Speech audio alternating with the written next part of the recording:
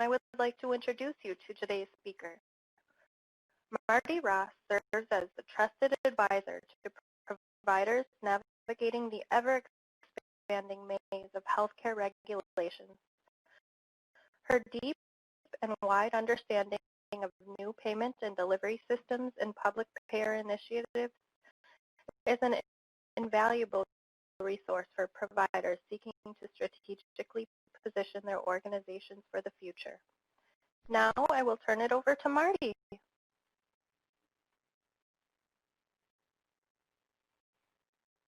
Marty, are you there?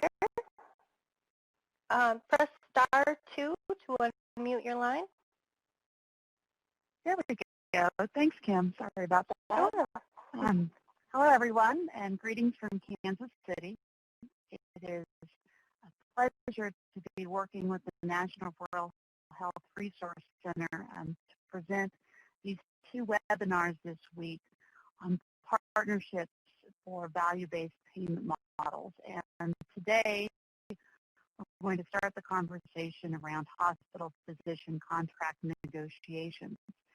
And we find ourselves at the front end of really what's going to be a decade-long process of transitioning away from traditional volume-based reimbursement to value-based reimbursement.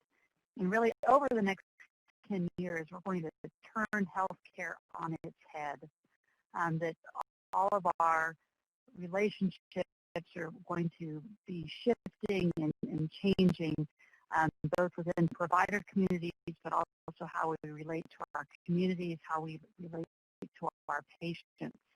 And all of this is going to force providers in particular to come out of their well-fortified provider silos and instead look toward collaborative partnerships. And one of those key partnerships, of course, is the relationship between the hospital and the community physicians. And one way we're going to see those relationships change is in the contracts that exist between the hospital and physicians. And really going from a very traditional legal conception of contracts more to defined relationships and defined partnerships between those parties. So what we want to accomplish in the next hour is to talk sort of about the change in the hospital-physician relationship, a vision of today and a preview of tomorrow.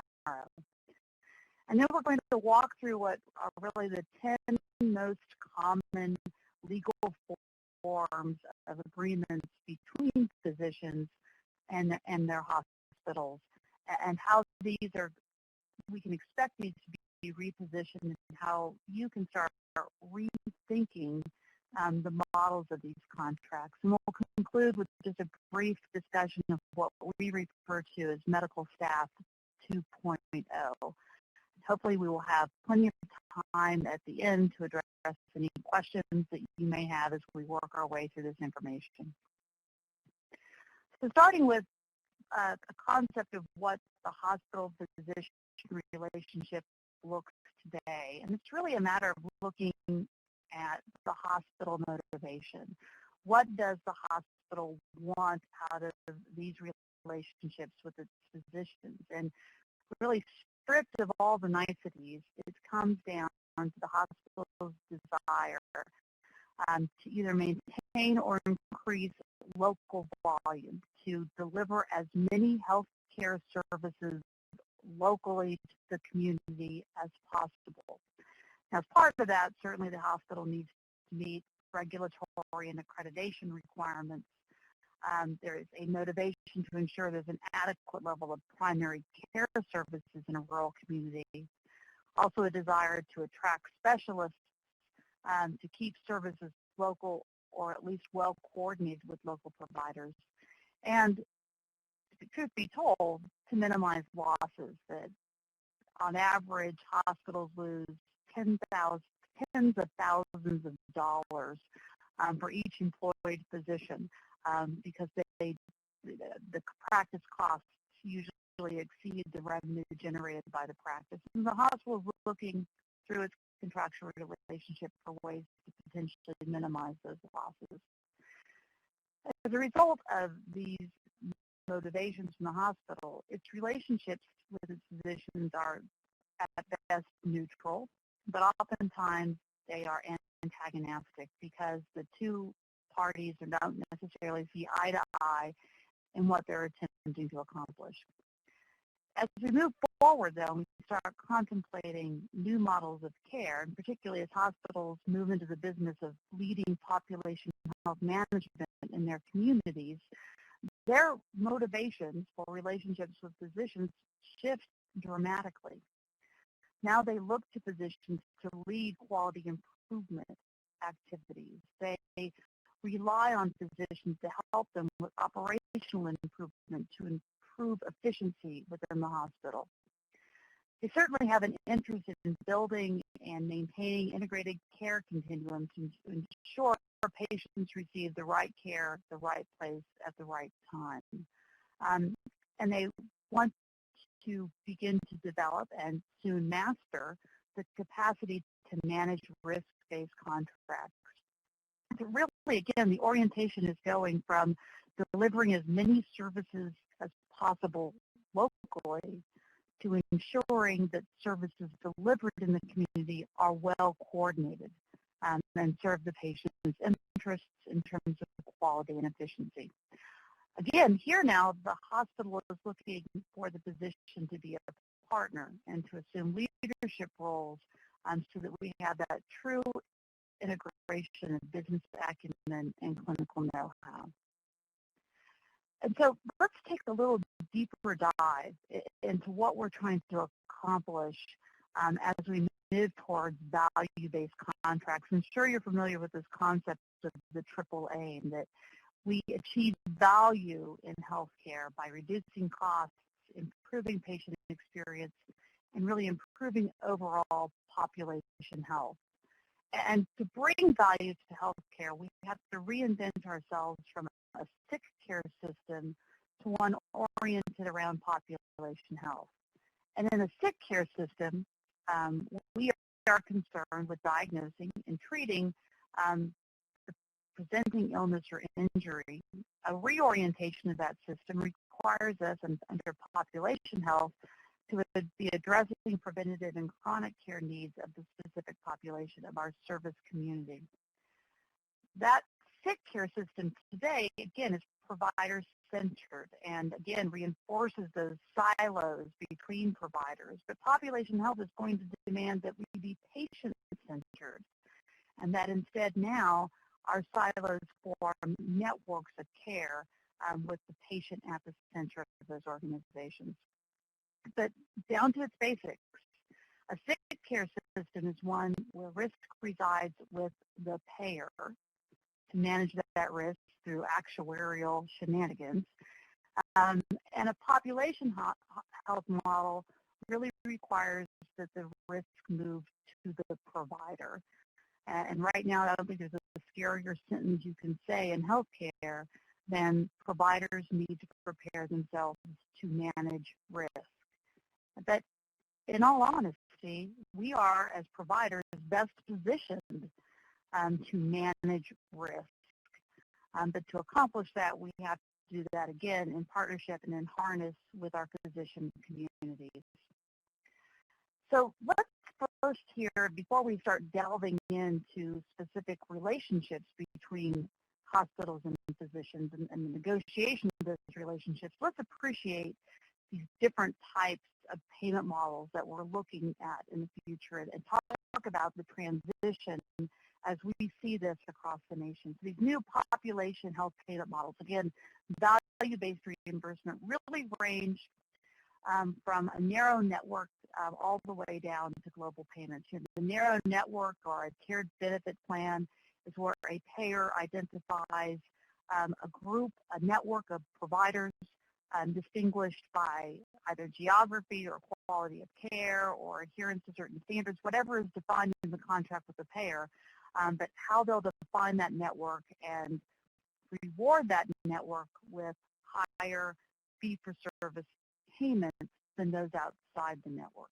So pretty common concepts in payer contracting today, but what you're seeing shift is how payers are defining the network and what they're seeing as the requirements for network performance to earn that enhanced fee schedule payment to more appropriately care for the covered lives for that payer.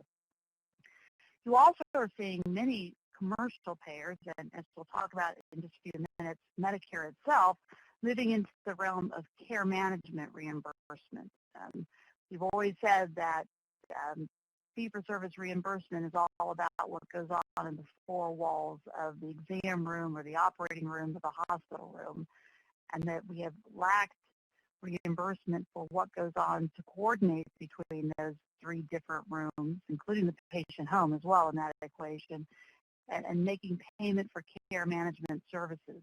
And so today you're beginning to see many payers offer an enhanced fee schedule where they provide some sort of per member per month payment for care management services.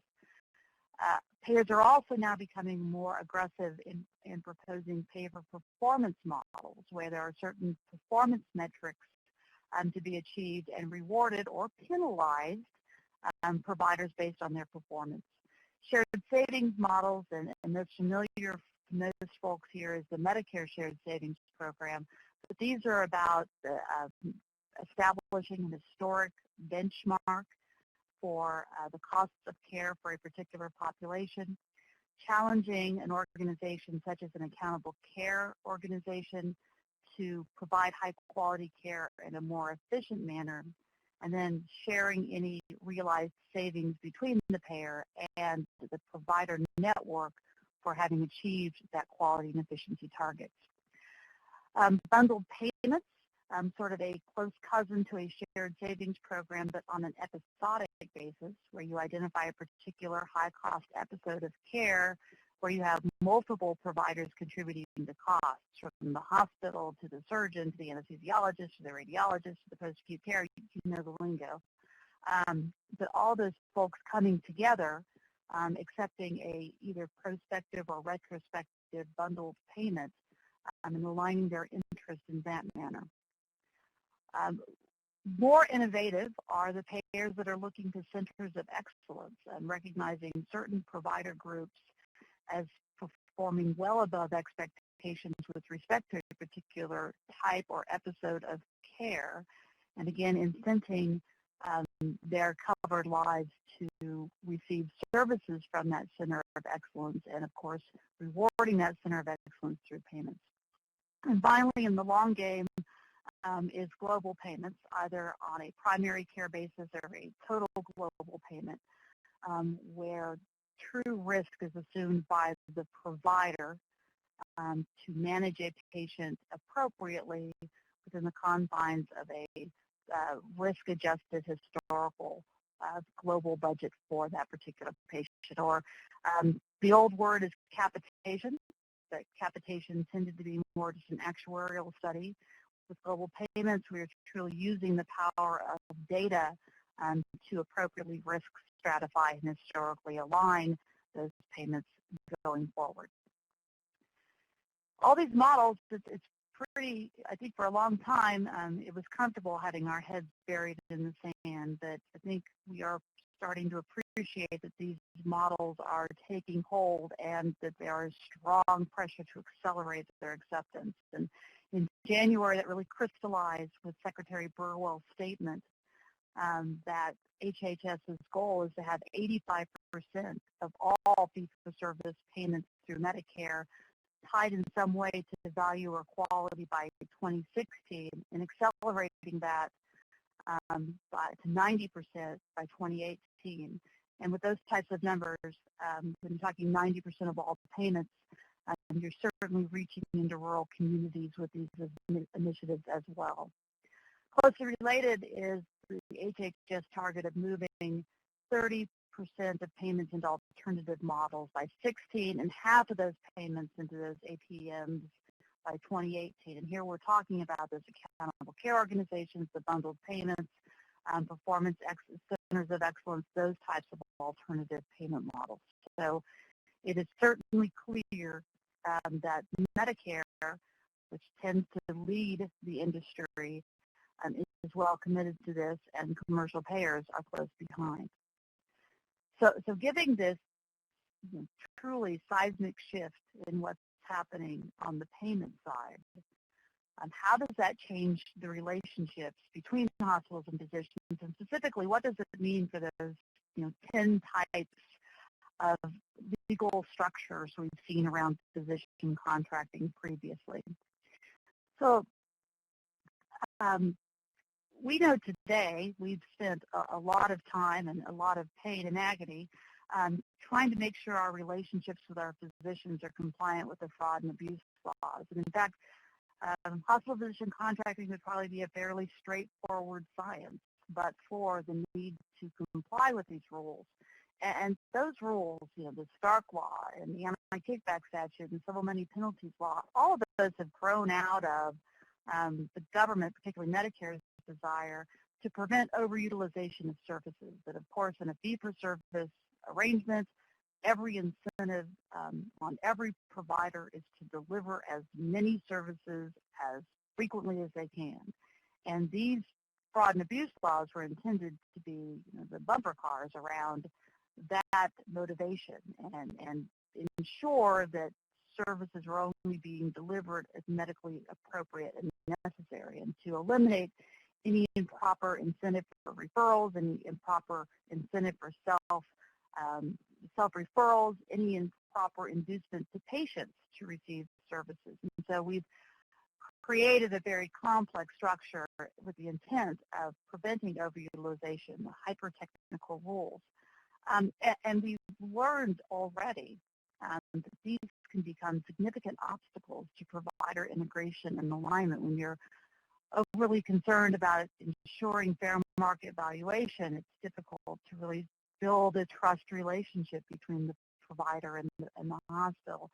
But appreciate that we're now at the beginning of really a shift in the fraud and abuse laws, because the federal government appreciates that in a value-based system where you are managing a population's health, that many of these laws intended to prevent overutilization no longer have any relevance, because now the motivation of the providers is to deliver high-quality care as efficiently as possible, because they are beginning to manage risk within these contracts. And so all of those previous incentives built into the fee-for-service system that were incentivizing overutilization are now have faded away in favor instead of risk management by the providers. And so you're seeing appreciation by the federal government of the need to change these fraud and abuse laws. And as they do that, it begins significantly changing the relationship, opening up new opportunities in those relationships between hospitals and physicians. And consider, for example, within the Medicare Shared Savings Program, the parties who are part of an accountable care organization enjoy the protection of certain waivers of fraud and abuse laws by following a certain process. Or consider, as part of that recently passed SGR fix legislation, or the Medicare Access and CHIP Reauthorization Act, or MACRA, as we've now acronized it to. But in MACRA, you have the amendments to the Civil Money Penalty Law, which now allow hospitals to reward physicians for reducing medically unnecessary care. So there's a shift there. And also as part of MACRA, Congress has directed HAS to do very quick and very short turnaround studies on improving opportunities for gain sharing between hospitals and physicians, but also just more broadly looking at the fraud and abuse laws. And so please, as we walk through these models here for the next 30 minutes or so, keep in mind that the restrictions of fraud and abuse laws that really limit our opportunities here will begin relaxing. And as that happens, so our opportunities expand to become less siloed and more collaborative in our relationships. So starting with sort of the base initial agreement between a hospital and the physician is a recruitment agreement. And as rural communities, I'm sure you're well familiar with the need to recruit high-quality physicians and other providers to our communities, and oftentimes the need to offer incentives to those physicians to relocate or initiate their practices in our local communities. And some of those common incentives we build into those contracts will include medical school or residency stipends. So we're recruiting them, it seems sometimes even in high school, to start moving towards a rural practice. And so we'll offer a stipend to cover their costs during medical school or residency based on a promise to practice within the community for a certain period of time. You'll see with physicians who are already established in practice, generous relocation allowances helping with moving costs and securing housing and the like. Frequently, you'll see income guarantees, particularly in the first few years that a physician is located in a new community, that the hospital will ensure a gap between the costs of operating the practice, the revenue received, and the expected income for the physician. And then finally, the very common student loan repayment, that they've incurred the debt already. You'll look to repay that over a period of time. These contracts are obviously complex, given that they have to comply with the Stark Law restrictions, and they're oftentimes difficult to administer, and so we see some common pitfalls in these recruitment agreements. Have we been very clear in the contractual terms with regard to the length of commitment and what should happen should the physician leave the community or in advance of the termination of that commitment period? What happens and what are the consequences? Many a time I have seen hospitals trip off on loan forgiveness issues, that if they forgive a student loan, they fail to appreciate that as income to the physician, leading to some very complicated tax issues. And so as you're considering these recruitment agreements, make sure all the parties to the agreement appreciate the taxable income implications of these arrangements and are well informed of what those consequences will be, so there are no surprises when the W-2 forms show up in January. Also, we have to be very careful with the non-compete provisions. The Stark Law prohibits the use of non-competes to some specific degree in these recruitment agreements, the idea being that a hospital is bringing the physician to the community, not necessarily to the hospital, to provide services, and certainly do not want to have any restrictions in the agreement that would limit their ability to provide those services in the community. As we draft these recruitment agreements, and we have to make sure that we're staying right within regulatory restrictions. And mentioned previously, the fraud and abuse laws have some implications on the non-compete rules, but also the relocation requirements. And we've had the situation where a physician had been on the medical staff of a hospital because they provided services on a locum tenens basis, and then wanted to come back to the community to relocate, but because they had been on the medical staff previously, that under the fraud and abuse laws, they were disqualified from a potential relocation arrangement, a potential recruitment agreement. We also have to be concerned about the rules for tax-exempt organizations. So in addition to the fraud and abuse laws and the restrictions they imply, we have to ensure that the package of incentives offered to the physician meets the commercial reasonableness standard, so that we don't run astray of the tax-exempt laws and private procurement. And finally, to defend ourselves from challenges to physician recruitment arrangements or employment agreements, it's very important that a hospital have developed and adhere to a physician staffing plan. This is a generated document based on good, reliable information that has been approved by the hospital board. that clearly defines what resources are needed in the community, but also importantly what the hospital and the community as a whole is willing to do to get those resources to the community. And so these generally are the parameters set by the board of what a relocation recruitment arrangement can look like. And so we're willing to offer this much payment for student loans, this much in a relocation allowance, and the like. To set that criteria objectively in advance based on demonstrated need is really the defense the hospital needs to any challenges that could be presented under the fraud and abuse laws or the tax exempt regulation. So be sure you're working with qualified advisors as you develop recruitment agreements. Be sure that the physician is receiving qualified advice as well, and that everyone goes into these arrangements eyes wide open. Let's move to our second arrangement. Where we're going to spend most of our time is actually on employment agreements. And I don't have to bore you with the statistics of how we've seen a significant increase in the number of physicians who have accepted employment from hospitals as opposed to maintaining private practices.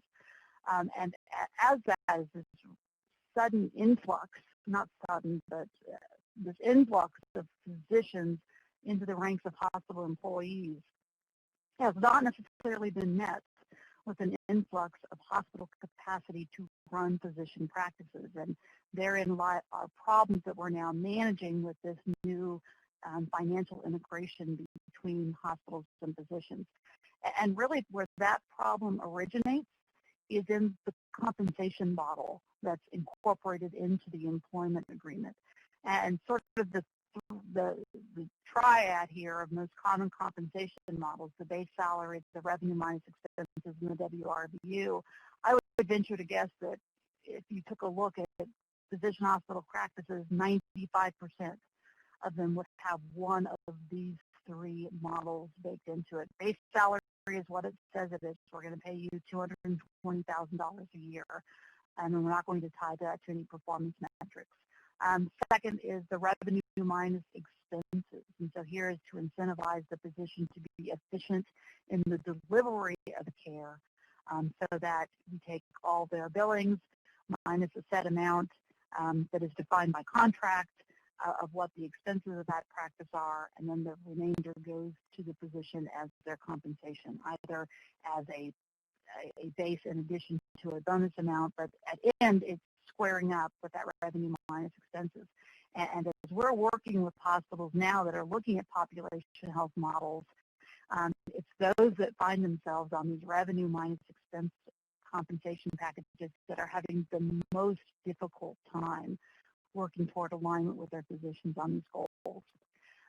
More recent to the party, but certainly becoming a dominant method, is the WRVU, or Work Relative Value Unit-Based Contract. So we are not going to, we want to incentivize the doc to be productive, but at the same time we don't want the doc to be at risk of the practice expenses or the collection risk. And so we've created this model of the WRVU, where we look to the work relative value units of the services performed by the physician, and we multiply that WRVU by a set conversion factor, and that gives us the physician compensation.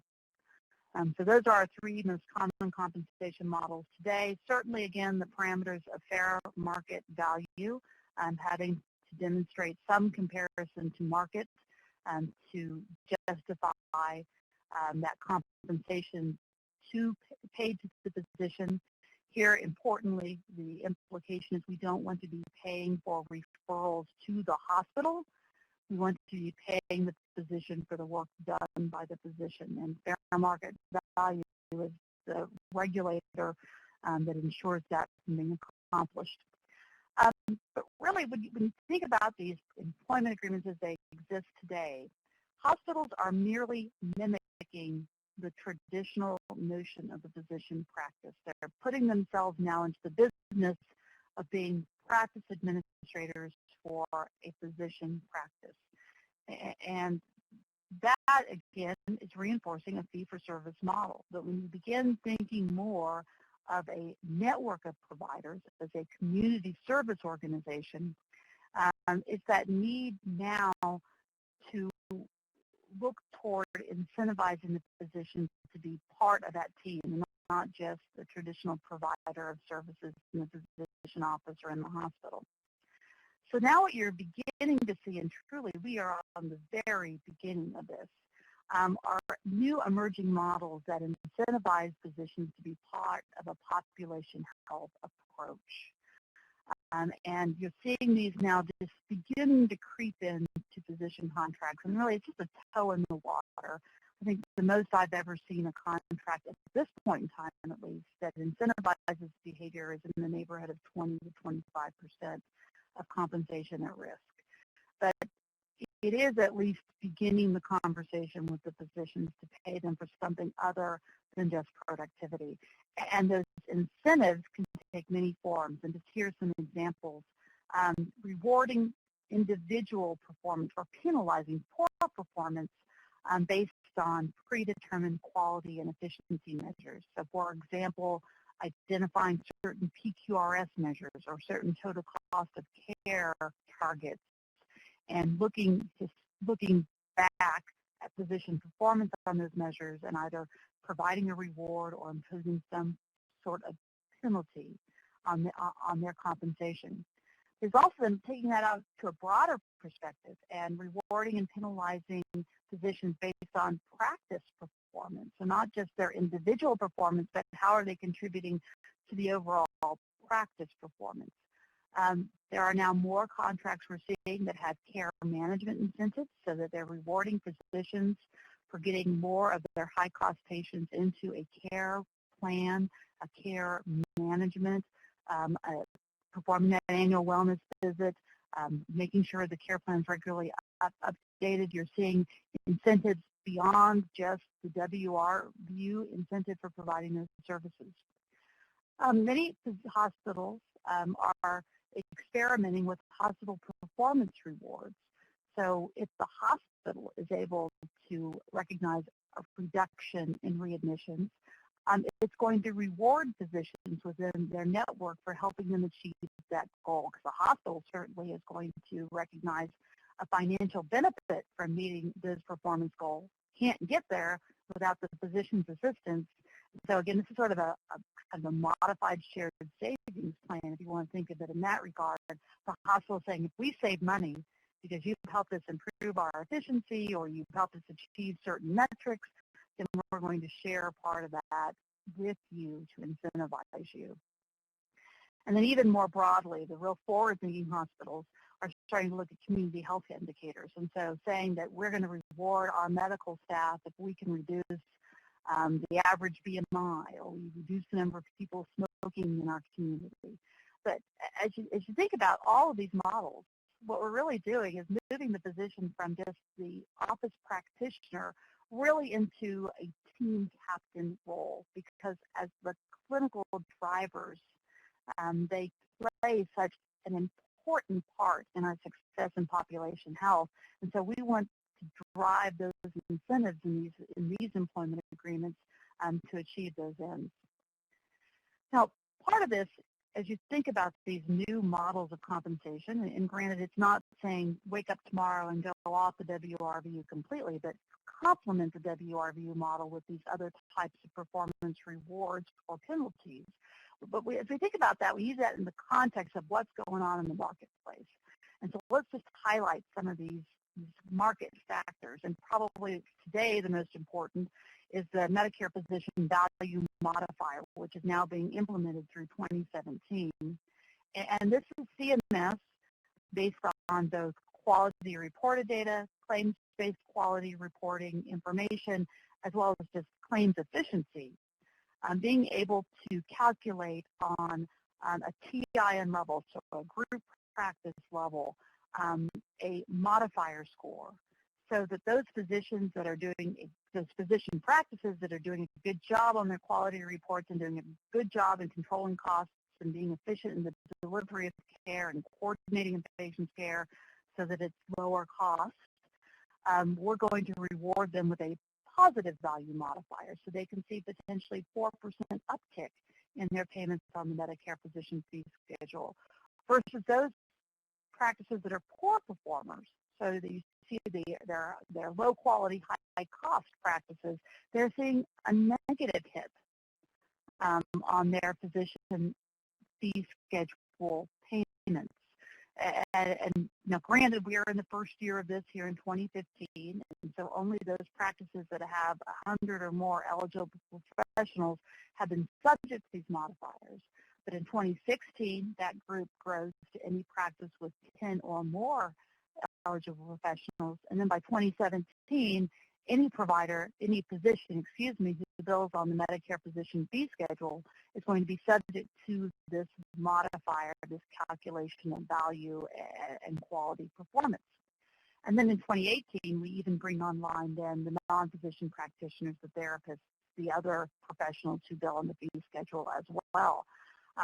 It is certainly a matter of an impact on the dollars received in reimbursement, but also consider how this becomes a branding issue for physicians, that once a practice is identified through these government measures as being high cost or low quality, what does that mean what's that communicating to the community versus a practice that achieves high quality and low cost? And so, again, it now begins incenting both consumer decisions, payer decisions. This new objective criteria that's to be available in the marketplace and becoming more online here during this ramp up toward value-based purchasing. Also, we have in the market something that really we've seen have a significant impact on practices as they contemplate how to take advantage of this opportunity is the new Medicare payments for chronic care management services. And Medicare now pays on a per beneficiary per month basis. The payment's about $40 a month on the physician fee schedule for physicians to assume responsibility for the management of a patient with 2 or more chronic conditions. Generally, these are services that are actually not delivered by the physician, but by licensed clinical staff under the physician's general supervision. And CMS has written a set of specific requirements that a practice must meet to be able to deliver care management services. But I mean, before, where we had a system where care management was an afterthought and considered content of service to evaluation and management services, I mean, this is a significant shift in thinking by CMS, now saying that there is separate reimbursement for the effort involved by a practice in managing patients that are high cost and require high touch and providing reimbursement. And there's significant interest we are seeing nationwide in practices figuring out how to meet these requirements, to deliver the services, to be in compliance with the regulatory requirements, and starting to appreciate already how doing effective care management becomes a way to control costs and improve quality of care. So that's yet another environmental factor. And just for grins and laughs, I included here kind of an analysis of what chronic care management can mean to a practice in terms of revenue. And so if you just take an average physician in terms of the size of their panel, the percentage of that panel that's Medicare, percentage of Medicare beneficiaries that have chronic conditions, assuming you provided chronic care management for all those individuals, you're talking of more than $250,000 of additional revenue flowing into the practice. Now, granted, there's a lot of caveats around that, but that is the potential, and folks are looking to how we can deliver those services efficiently and effectively so that there is an opportunity to realize revenue, but really more importantly, that revenue available to fund the costs involved with care transformation. So you're seeing the opportunity to invest in new technologies that support a longitudinal patient record or health information exchange, but also staffing and being able to bring trained care managers and social workers and other support staff and community folk into the process of working with the patient. Last but not least, and just by way of preview, is the Medicare Incentive Payment System, or MIPS. You can learn a new acronym today, MIPS. MIPS was created again by MACRA, and it is the SGR fixed legislation, and it is a replacement to the current Medicare value-based purchasing models that we talked about previously, the value-based model, and replaces it beginning in 2019. And a much more streamlined system where physicians will be assigned a composite score between 1 and 100. And each year CMS will say the mean is X. For example, the mean is 80. And if your score is above 80, you're going to see a bonus payment that goes as high as 12%. And if your score is below 80, you're going to see a penalty on your payments that goes as far as 12% negative. And so this becomes a pretty significant impact on physician physician compensation, but also importantly, and this truly becomes the objective measure that patients and payers and others can look to in evaluating their physicians. So when we talk about reconfiguring physician employment agreements to begin including these quality measures, all of this is with a forward look to what's happening in the payment mix and how physicians get paid. The process is way already in motion for those to change and to align with quality and efficiency measures. We think from the traditional employment agreement, let's move to the one-off, which is the personal services agreement. The concept here is that you have a physician who is not employed by the hospital, but they are furnishing specific services on behalf of the hospital. That's a pretty broad range. That category can be from the physician who performs the services of a medical director, and so they do so many hours per month performing a certain set of administrative tasks, and they're paid on an hourly basis for that. But all the way to what we refer to as the clinical services agreement, which is the alternative to the employment model, where it is the hospital that purchases the professional services of the physician, and then the hospital bills the payers. And so rather than the physician being employed by the hospital and the hospital providing all of the elements, all the costs of the practice and the overhead, the physician practice stays in place, still operates as an independent physician practice, but its sole client becomes the hospital, who purchases all the professional services furnished to patients, and then the hospital bills for those. That's just a model of a personal services agreement. These agreements become much more at risk under the fraud and abuse laws because you don't have the confines of an employment relationship, and so we're going to impose more restrictions on what these relationships look like because we think there's a higher risk of overutilization. And so we look to these agreements with a critical eye to ensure there's a appropriate statement of the purpose, very defined roles and responsibilities, and the time commitment on the part of the physician of what they're doing when. Fair market value becomes a critical element here to prove up that you are in fact tying the dollars paid to a service received, and that there is no, in the government's eyes, if the dollars paid are not compensating for the services received, then the only thing those dollars paid are for buying referrals. And that's the simple equation, the simple math that the government follows when it looks at these agreements. And so the way to protect yourself from the allegation of buying referrals is to ensure the amount you're paying the physician ties and is fair market value for the specific services being provided. These agreements should have very specific documentation requirements detailed in them, what the physician has to document in order to get paid, and thus provide the hospital with the documentation they need to protect themselves. And as usual, term and termination provisions and renewal terms are important.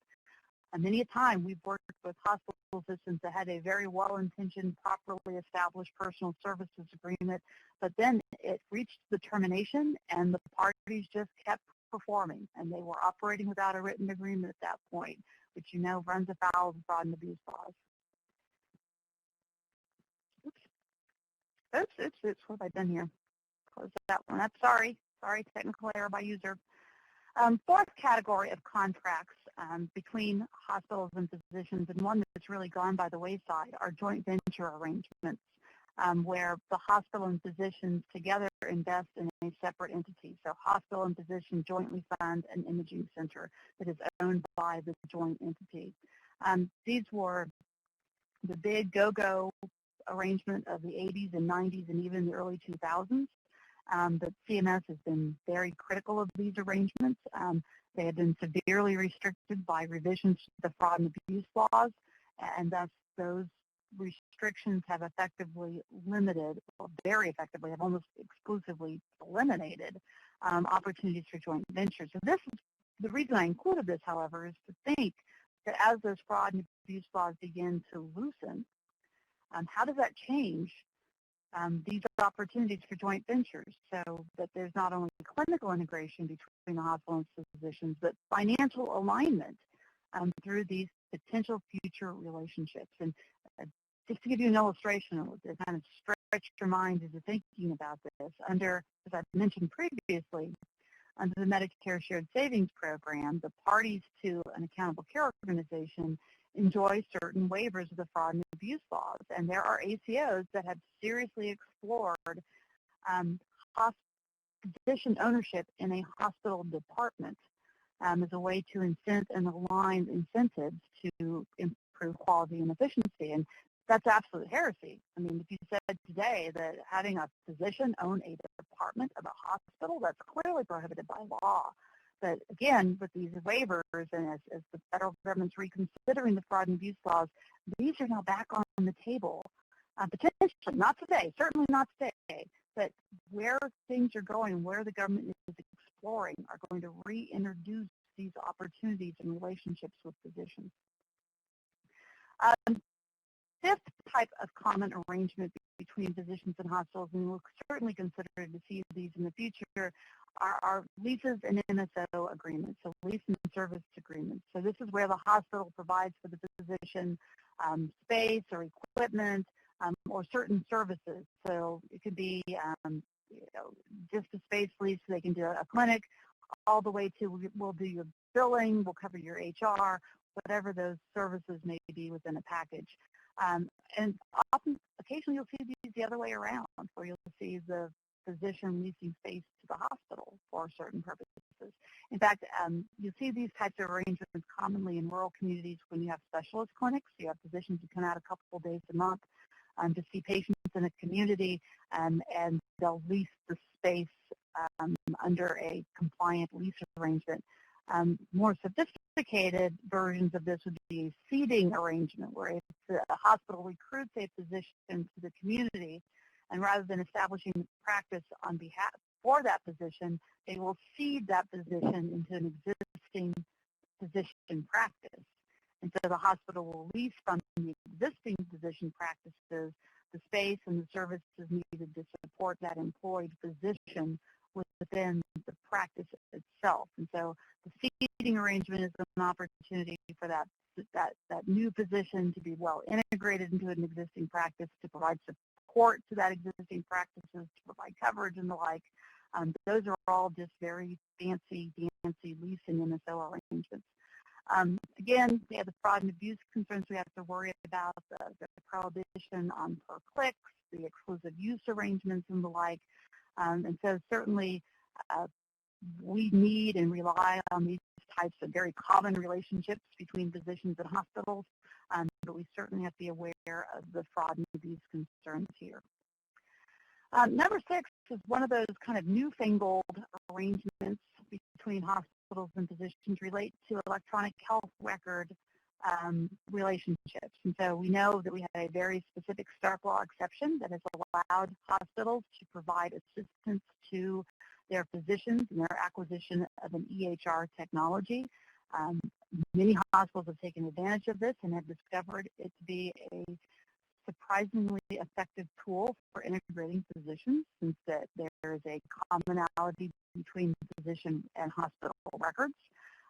They have seen these as very wise investments, even though it's often been a significant cost to them. So seeing that kind of alignment through the commonality of technology. But you're also seeing a whole lot of specific personal services arrangements that are arising out of electronic health records and data analytics and all of that growth of the use of technology and information in healthcare. So you're seeing these chief medical information officers, or the positions that's sort of leading the charge in the transition to the EHR. You're seeing physicians being rewarded for serving on medical staff committees or working with vetting vendor RFPs for hospitals. But you're also seeing personal services agreements that are incentivizing physicians to learn how to appropriately use the hospital's EHR, and the benefit that shows to the hospital if we can get physicians to at least be friendly, or at least not enemies, to the hospital's electronic health records. So this has been just a really good example of using the personal services agreement to incentivize behavior that, again, is consistent with this move toward value-based purchasing, given that critical role that technology plays in that relationship. Seventh on our list is gain-sharing arrangements, which are by concept fabulous, that the hospital can identify incentives for physicians to engage in certain behaviors, because the hospital will win if physicians behave in a certain way. So why can't the hospital share part of that win to incentivize the physician to behave in certain ways? So the classic gain-sharing arrangement is the standardization of equipment used in the OR. And so if the physicians can agree to use a certain type of suture, the hospital is going to share its savings by being able to only having to stock one type of suture. Now, these fraud and abuse laws, these gain-sharing arrangements have really been restricted by the fraud and abuse laws, and in particular, the Civil Money Penalties Act, which prohibits any sort of inducement to limit services. And the Office of Inspector General with the HHS has taken the position that that provision meant even if you were trying to induce a physician from performing medically unnecessary services, that was prohibited. Because I mentioned previously, MACRA, the SGR fix legislation, actually revised the language in the CMP. And so now it is a prohibition on inducement for medically necessary services. And so literally in the last 10 days, we have started opening up these opportunities around gain sharing. Now, granted, it's one change in the statute. We don't have regulations. We don't have guidance at this point. But what we want you to appreciate here as you think about these physician-hospital relationships, that these doors are going to begin opening, and that as you look at the inefficiencies in your hospital and where you have opportunities to reduce costs or improve efficiencies or really highlight quality or improve patient satisfaction, all those things you want to do with your hospital that require you to work with your physicians, we're now getting these tools that are starting to become available to us to incentivize and align those relationships. Number 8, closely related to gain sharing, your co-management agreements. They're kind of more of a global version of a gain sharing arrangement. But this is where the hospital wants to directly involve the physician in the management of a particular service line. And you're seeing these pretty commonly in cardiac cath labs or orthopedic lines or ESRD facilities. It's sort of a range of where there's a specialized service line that can really benefit from having a clinician looking at staff training, looking at staff evaluation, vetting equipment purchases, looking at marketing materials, examining patient satisfaction, just continue the list. This the hospital not just entering into a personal services arrangement to buy those services from the physician, but actually placing the physician as a manager and creating not only a base compensation, but incentive targets. So if patient satisfaction goes up, we'll pay you this much. If we reduce the costs within this department, we'll pay you X amount. If you complete a certain performance improvement within our staff, we'll pay you this much. So these are becoming more and more robust, and you're starting to see very kind of standardized models and modules of these co-management agreements, which again doesn't take a lot of creativity to appreciate how these begin aligning the hospitals and physicians together. And as part of that, making both better able to manage risk as that's being demanded of them. Let's shift gears here with 9 and 10 and really talking about the future relationship between the hospital and the physician. And the 9 here is the clinically integrated network or accountable care organization participation agreement.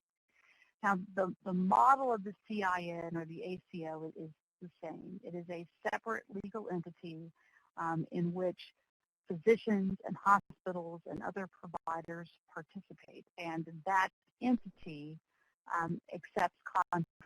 Now, most commonly that you've probably heard the most about is the Medicare Shared Savings Program, where these groups of providers come in together as an ACO.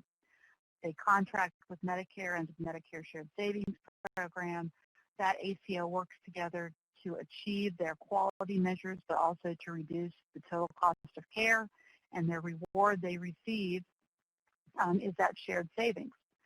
To make all that work, at least in the Medicare Shared Savings Program and in other arrangements as well, you have to have a contractual relationship between these parties.